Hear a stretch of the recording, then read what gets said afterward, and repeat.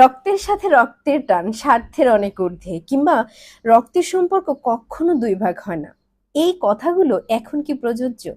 এটা মনে হয় আগেকার যুগে ঠিক ছিল, তাই না? রক্তের সম্পর্ক বলতে আমরা কাদের ক্ষেত্রে বুঝি? বাবা মা, ভাই বোন। বাবা মার কথাটা ভিন্ন, থাকলো পরে ভাই বোন।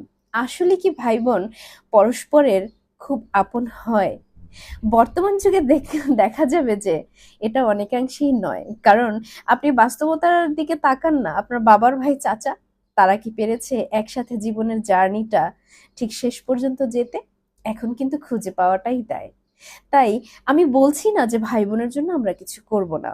এই ভাই বোনকে আপন ভেবে অনেক বড় কিংবা ছোট ভাই বোনরা এত বেশি করে থাকে যে নিজেকেই বঞ্চিত করে রাখে। ভাই বোনকে শিক্ষিত করতে গিয়ে নিজে মূর্খ থেকে যায়, তাদেরকে বড় করতে গিয়ে নিজে ছোট থেকে যায়।